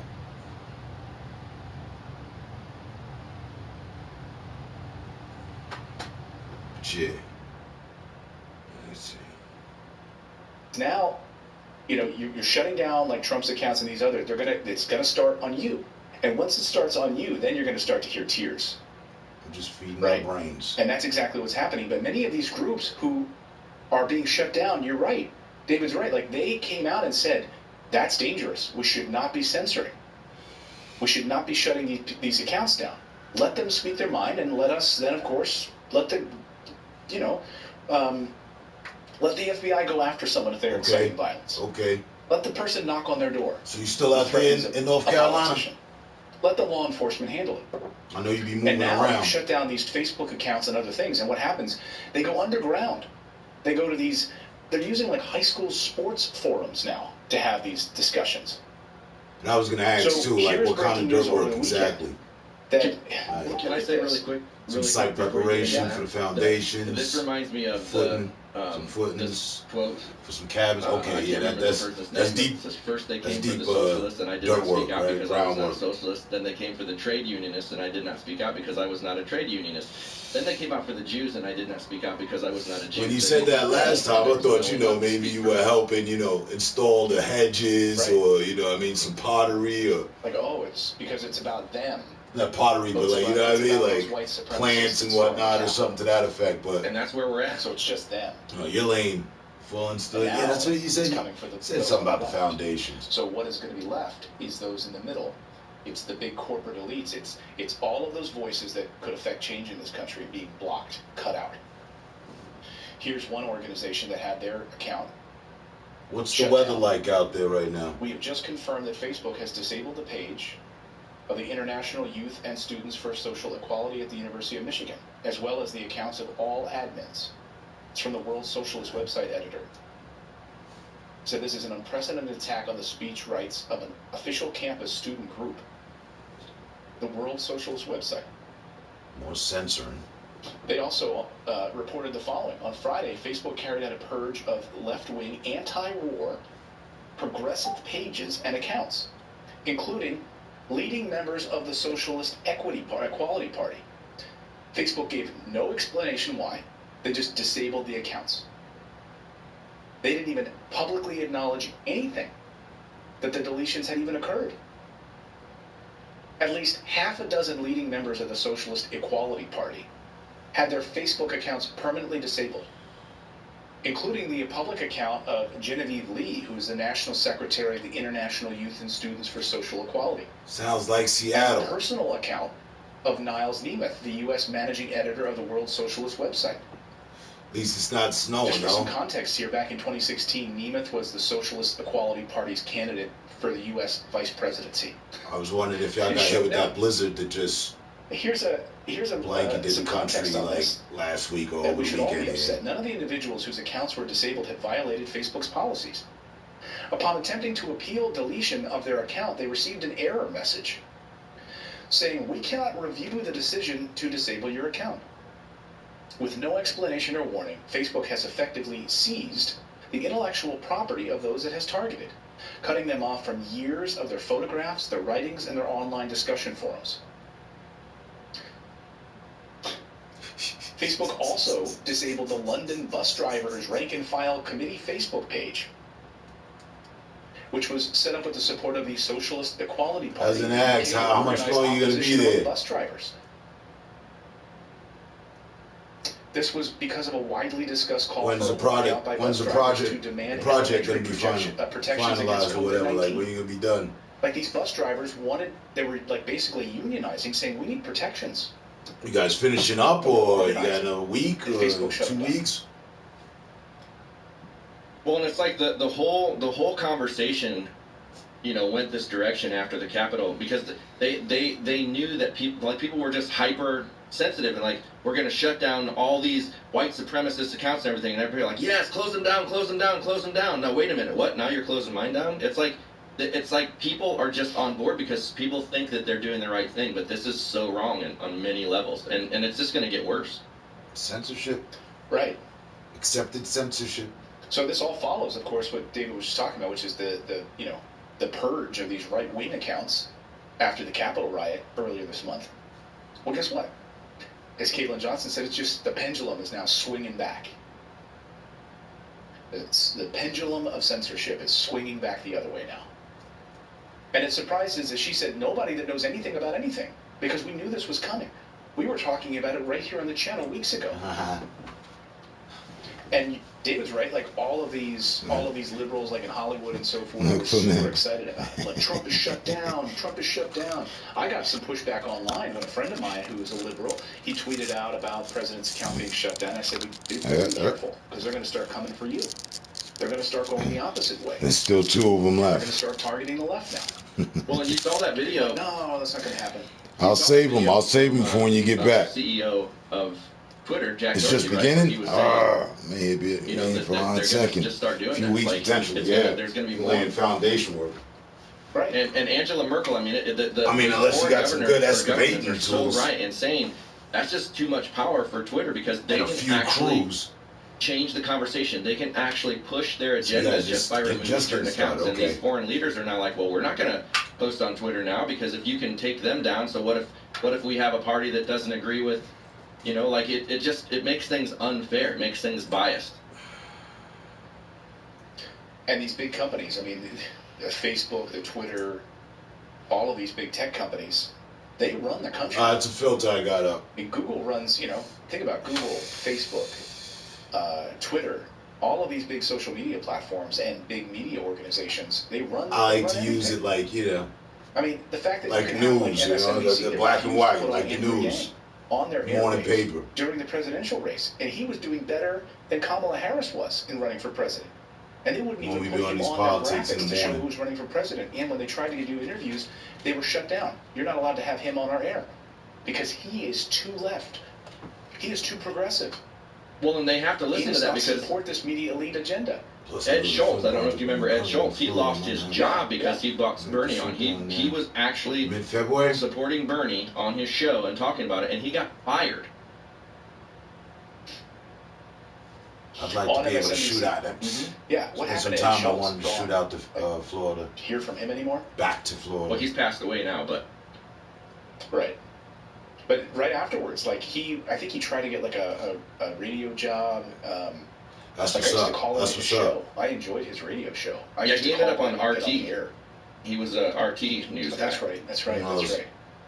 I'm running around like crazy. Yeah. The thing is, like, so I still feel like it's a stretch. It is an absolute stretch to say that Trump was actually like inciting violence. Like that's a complete norm that I have. Really, like they said, an understanding with you. Twitter said when like, they took it down, where's he at now? I'm in Michigan, right? But then I saw cool. last week, 3 weeks later, for Portland, New Orleans had actual calls for violence, and their tweets weren't taken down. New York, these were legitimate calls for violence, and they weren't Denver, taken down. shit, So where you at?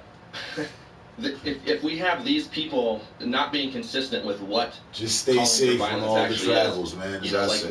There's no groundwork. There's no the rules don't apply to all of us. It's like the conservatives are getting taken down. I'll hold on to those.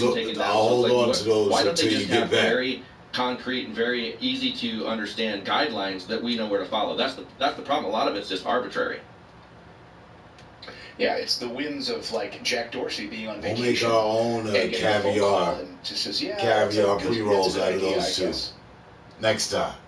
But here's Ryan Knight tweeted this. Let's get hot. Members of the Socialist Equality Party have their Facebook accounts permanently disabled. This is outrageous and exactly what many of us on the left feared would happen. Standing in solidarity with them, and Mark Zuckerberg can F the right off.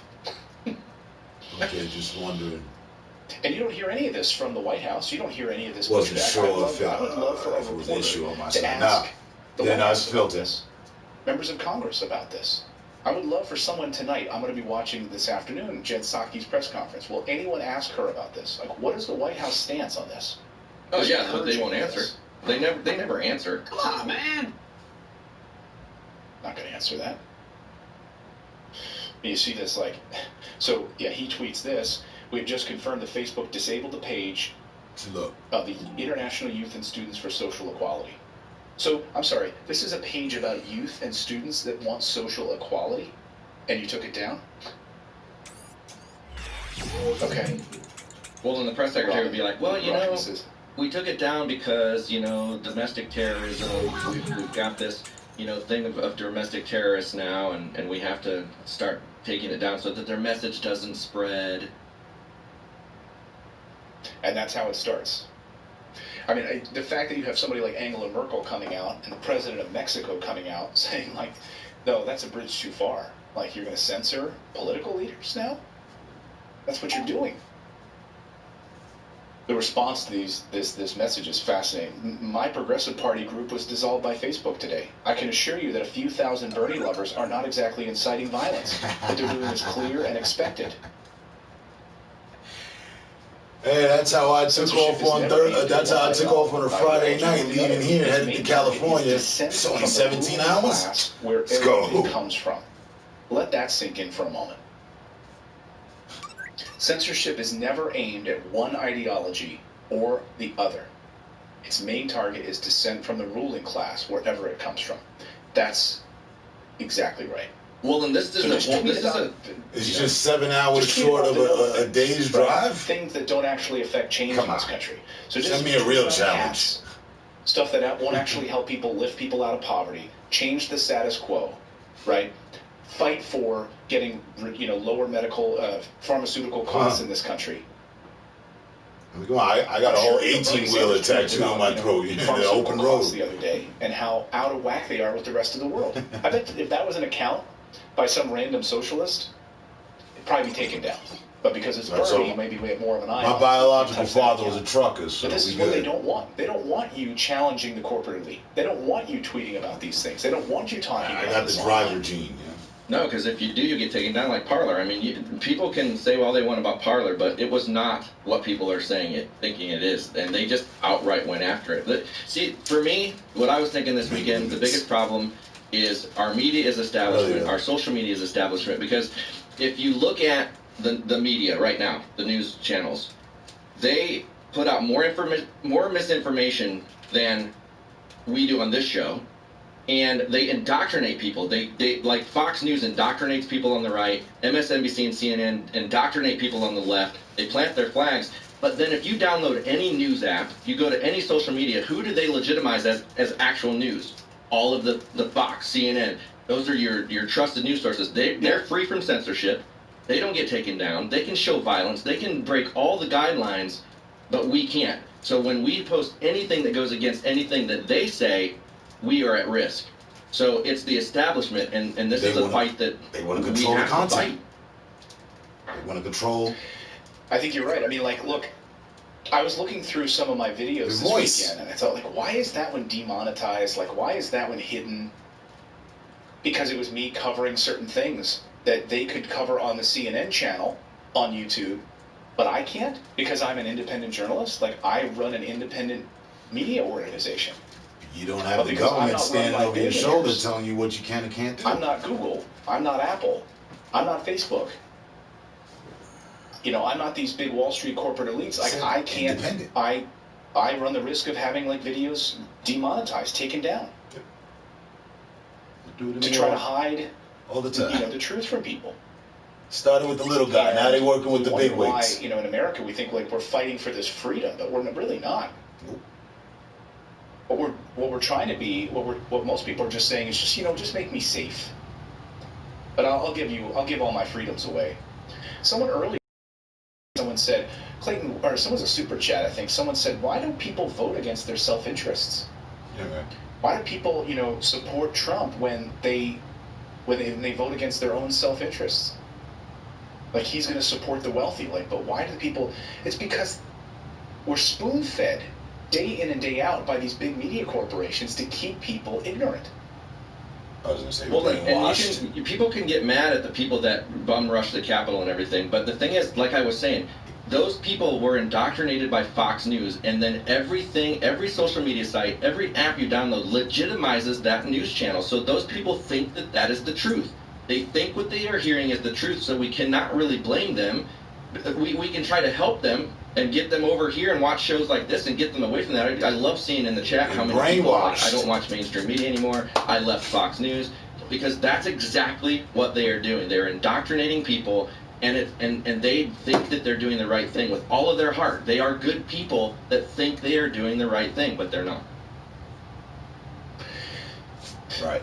And so they carried this pail of water for like a year for the president, and all through like how many members of the media, made their money saying that this election was fraudulent and drive ratings, right? To drive ratings so that they make their money, lying to the American people, carrying this water, putting out these ridiculous stories.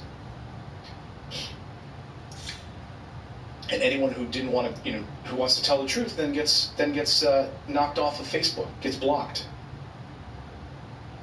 Gets blocked like these guys.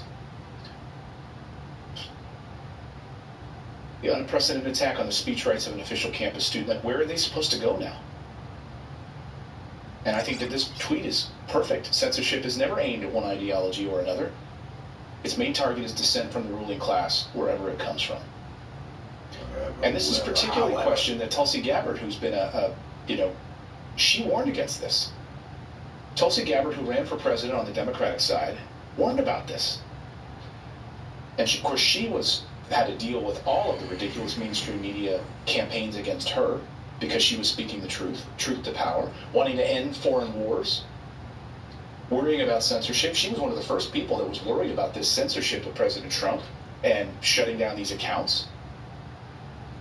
And so now, as these groups are starting to look for domestic terrorists in the United States, and they're starting to clamp down on this, and they're going to start to go through everything to try to use all of this military might now here at home, this is something we should be really concerned about. Here is Tulsi Gabbard, by the way, on a Fox interview.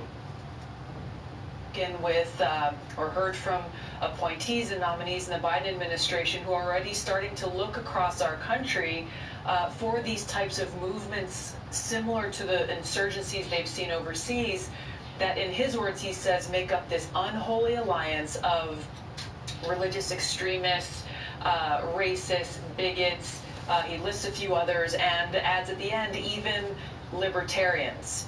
So when you look at their process and they start looking at, okay, what characteristics are we looking for as we're building this profile of a potential extremist? What are we talking about? Religious extremists? Are we talking about Christians, evangelical Christians? What is a religious extremist? Is it somebody who's pro-life? I mean, where do you take this? You start looking at, okay, well, obviously it'd have to be a white person, obviously likely male. Libertarians, well, anybody who loves freedom, liberty, maybe has an American flag outside their house, or people who, attended a Trump rally. Once you start walking this down the path, you see where it leads to a very dangerous undermining of our civil liberties, our freedoms in our Constitution, and a targeting of almost social half media of the country. outlets are not protected by free speech. They are privately owned companies. Right? They're private companies. So I wanted to bring this story to you today on the understand censorship this front for because I whatever think it's reason. incredibly important, and we're just seeing the beginnings of this, folks. Well, the truth So if you have a isn't friend or family member isn't out there, widely look, I'm so spread. glad they That's shut why. it down. So just be careful what you wish for, because now they're coming for you.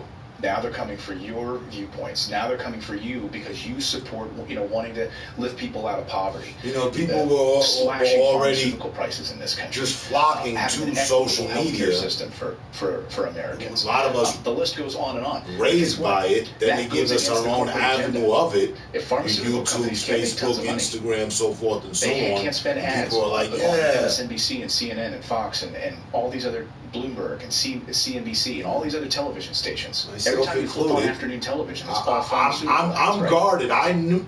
And healthcare ads. I learned some shit when I got here, 2014, all things social media and what goes on behind the curtain, right?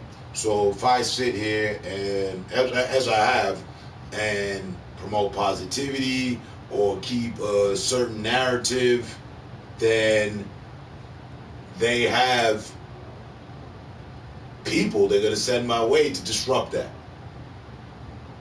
People that are just online, it's not just, natural order. No.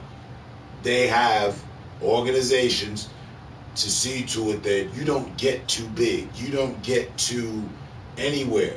Whatever you're trying to do, they're going to have people infiltrate and run smear campaign on you and disrupt whatever you have going on. I am a clear living example of that. My friend put me on to that long time ago, and he showed me a whole thing. It was like, there was an article. It was like a 17-page article. This is back in 2014. I've always paid attention to that and just peeped it. So that explains the DDoSing and the modding and the blacklisting and all that. And to which I always attuned, hey, I really don't give a fuck. It's cool, whatever. You can't stop me from having conversation with people, and that's all the fuck I'm doing. So let's have at it. Fuck it.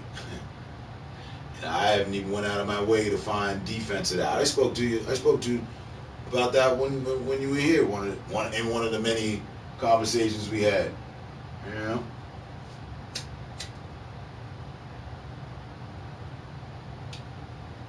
They started out small. Yeah.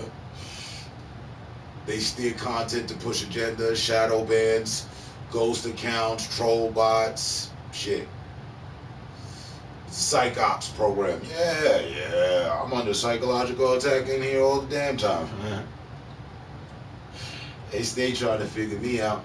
I'm just here for conversation, like the social media platform was set up for people of this interest of hobby. Gamers. Hey. I mean, it's on Instagram, it's on Facebook. I put a post on Instagram. I don't spend much time there like I do here or Facebook. No. I know those are different, you know what I mean, than from what this is. I'm not there on those to prove or to say, hey, this is what I'm doing in my life. Let me keep you posted up on everything that's going on in my life. Look, for lunch, I'm about to make toasted ham sandwiches, and then no. You don't need a play-by-play pattern drawn out by me guide to my life. Nah, we'll keep our privacy.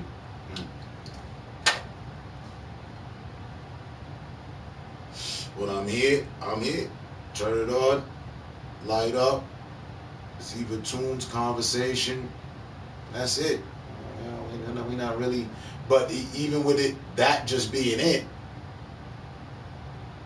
it's a support station. It's a support system, because I'm not about bringing about bad vibes. No, I'll deal with them. You can watch me deal with them. You can help me deal with them. I can help you deal with yours. That's what we about. It's support for that. And it is not, no one, is free of that. Like,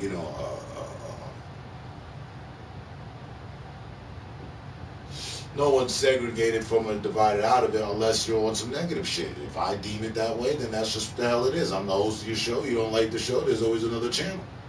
Hey.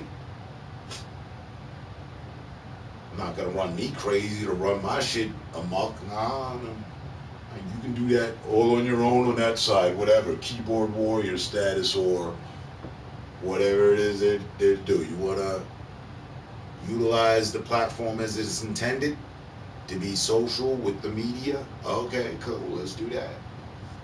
And then that can branch out to networking and other things, and therefore, on the positive.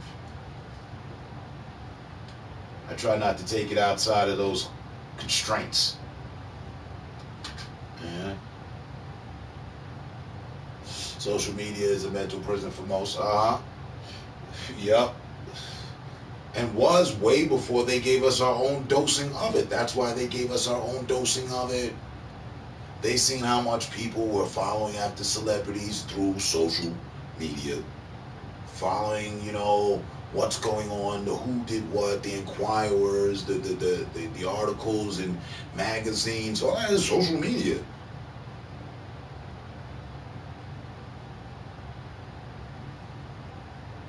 You got to stay up with the who's and what's going on and this, that, and the third.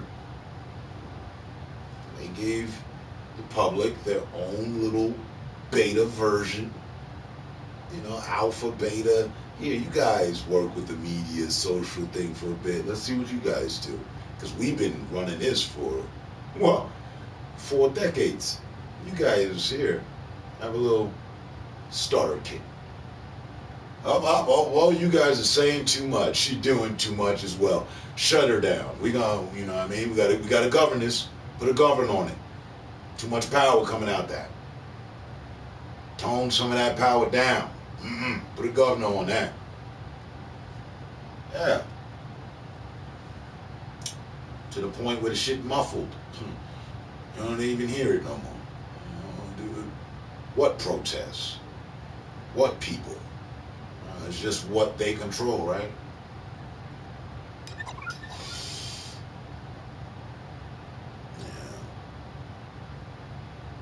So much money, and it's a big circle, all of these guys. Why do you think they want to shut down these viewpoints? Because they want to continue to make money. So, hopefully we've brought you some value today here on the show. If we did, please smash that like button. I really appreciate it. and subscribe to the channel. Really appreciate that. And we can bring you some extra value too, because we do our newsletter every morning, first thing in the morning, and it's totally free, 5 days a week, Monday through Friday. And you can join our newsletter. Just go to morninginvest.com, enter your email address, and here's what I want you to do. Everyone watching right now who hasn't signed up, go sign up right now, and you'll get a welcome email sent to your inbox. It might go to your junk folder or spam folder. Just find out where it goes, and then just respond back to me. Let me know you got it, because that goes right to my email. So just hit me back after you get the welcome email and say, I got it. And I will say thank you. So let me know that you got that welcome email for our free newsletter where we cover the day's stories first thing in the morning over your cup of coffee. And then, so my thanks to all of you joining us today. Yeah, I just want to say, like, because of what the media has done and because of what, the Biden administration is doing right now, we still have a lot of people, like there's somebody in the chat specifically, but there's a lot of people that still assume that all Trump supporters, all Fox News viewers are racist. And that drives me insane because that is such a small number of people, like, in the great scheme of things. So you can't label every single Trump supporter and every single person that rushed the Capitol was not a racist, was not a white supremacist. They're I don't know about that, but every Trump supporter is not a racist, though. I know that. So I always have a huge problem with generalizations. Yeah. Like I can't stand it with my kids. Like when my kids say, you all, my son, but Ava always does this to me. I get angry when my wife makes a generalization, like, you always, she's in the room, be quiet, you always leave the cabinets open, or, whatever, right? No, that's not true. So everyone that went to the Capitol was a white supremacist, is a racist. That's not the case. So, and it's the same thing on the other side. You're a socialist. That means that you can't stand rich people. It's like, no. There's different shades of that, right? Like, you might support socialist ideas, but also you want people to be able to start their own business and be profitable and all of those things. So to paint someone with these terms is always a problem. Any mass generalization about a population is always troublesome. So we had a couple other super chats here. Let me see if I answered Megan Decker's super chat. Clayton, why do you think people vote against their own interest? He's gonna end it after that. Leave it at that. And I like how the foremost holds definition to both your surrounding statements, right? Yeah, foremost, that dopamine is a motherfucker tying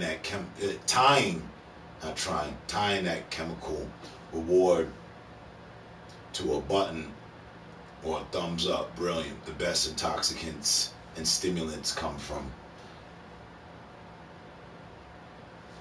yourself. Right. Self-induced.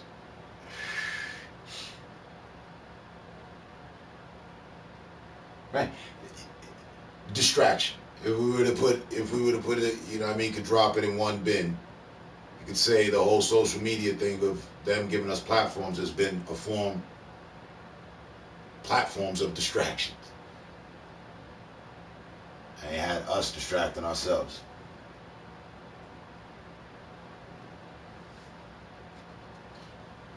See, and I've just known not to go wayward by way of the internet.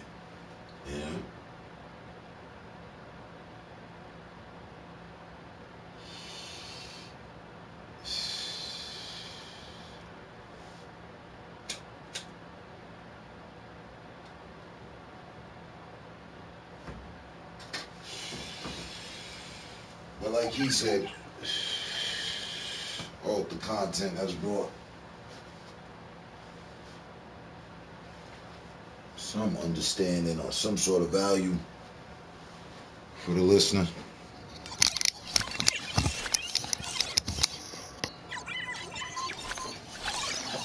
And look, she hopped out to say good morning.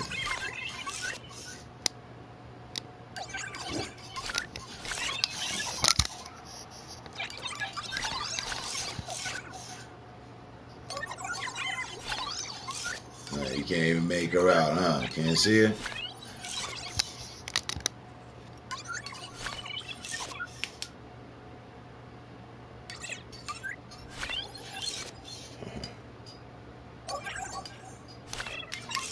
Funny how she just blended in under the filter.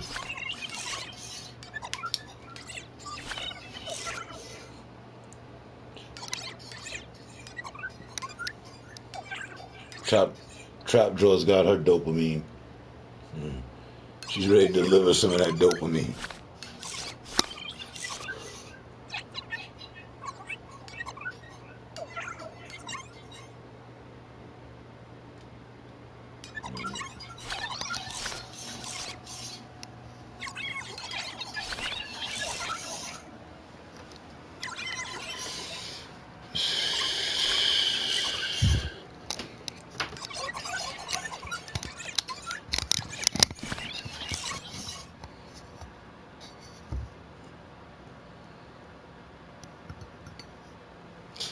And as we do right about this time, hey Google, play some chill out. Playing Chill Hop Year Mix 2020 Fireworks instrumental beats and lo-fi hip hop on YouTube Music. By way of music. A couple voice commands, a couple presses of some buttons. We good. Don't forget to roll one.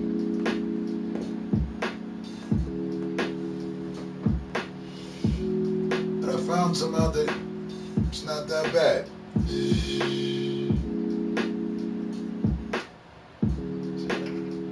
Take an early morning shot from my brother there, the doctor. Alright, he jumped it on. Cheers, sir.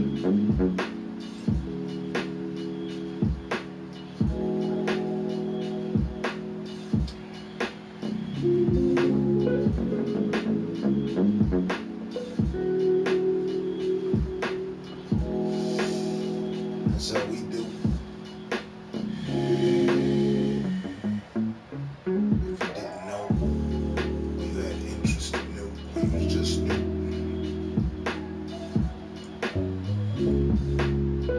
Invest in the morning with this crew. It's true. Where we be chillin'. Romance status filling. The void for food for thought. Pass around the table like an offering plate. Born in New York, but caught all the business. It's right there on the card. You sitting with wizards. Where's the spell? Right there on the scroll. 2 steps away from hell. Stay on the path well. Dwell with the conception of making it. Come up with conclusions that lead out to why they was hating shit. Took shots at the shit. The starboard still holding fast.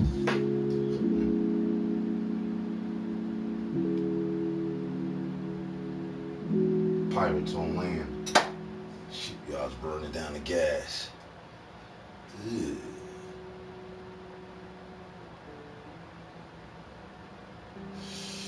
Morning bars happen fast.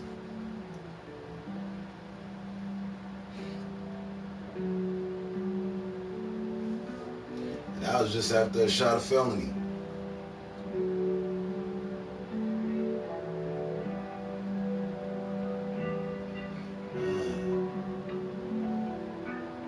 Good times, good responses from the things they telling me.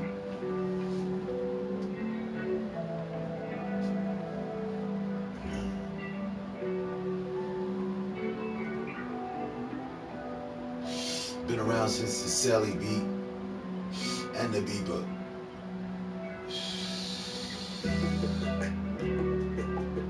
Contact through social media.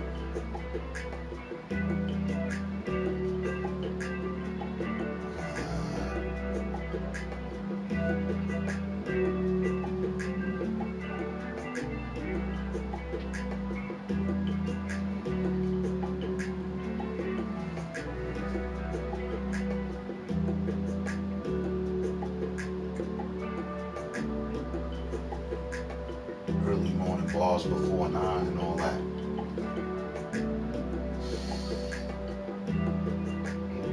number, get a call back.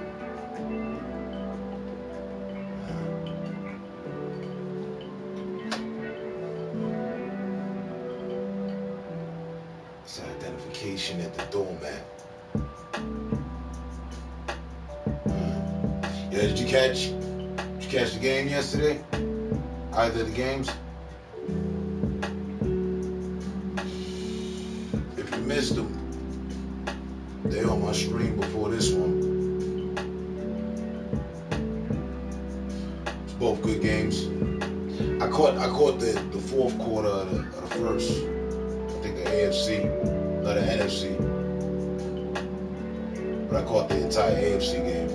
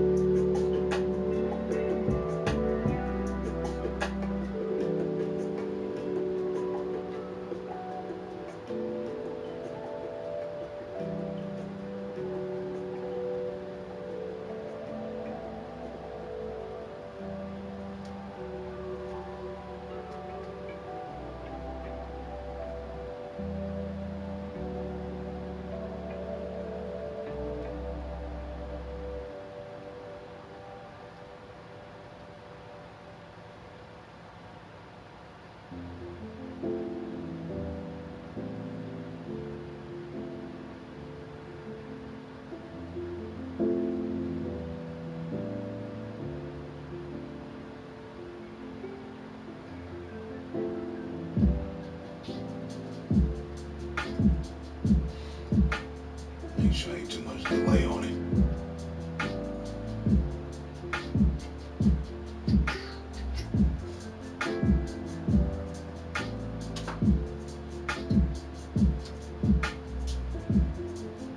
Five minutes. 5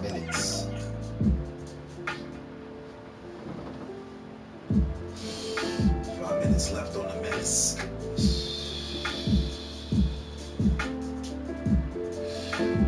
Just going over the broadcasting system for the tenants.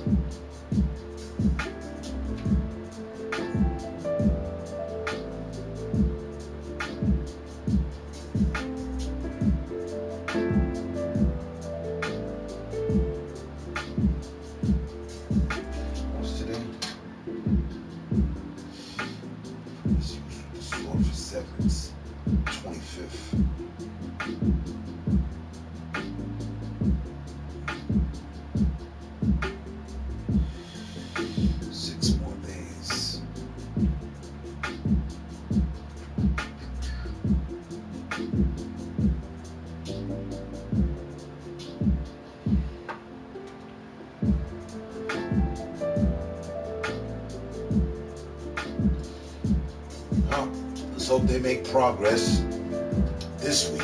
Yeah.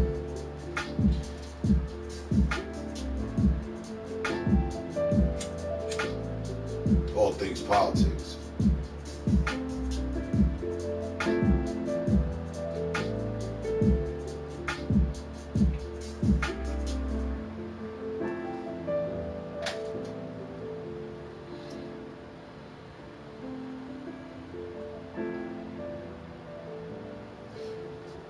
Because the further they drag the situation on,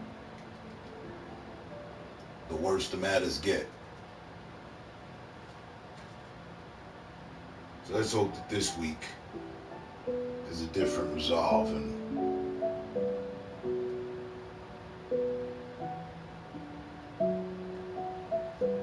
our government government's politics and politicians' promises and progression for the people.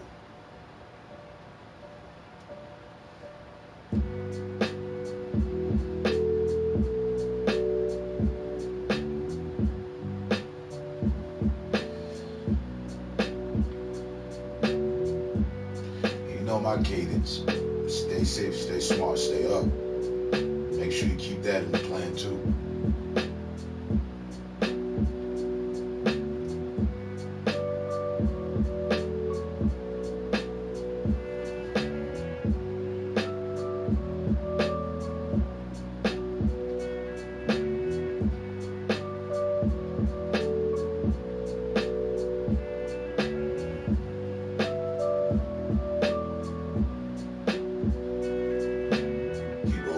Forces are good. The evil are in the minority. Stay the course. Peace and blessings, y'all. Roger that. Exactly.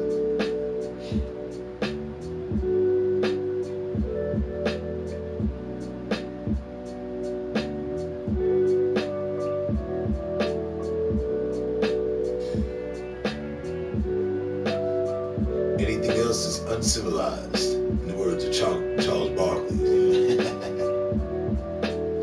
Yeah, man, good vibes, man. For the lurkers, hope you learned something, as usual. Always hope you learned something. Yeah, that's my new theme, lurk and learn. It's one of them.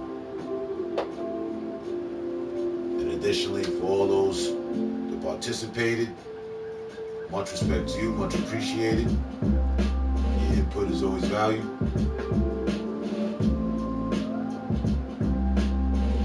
Stay safe, stay smart, stay up. We had no instances of any cowardice. Nobody got a tall glass and shut the fuck up, none of that. Everything was cool. Be safe, stay safe, man.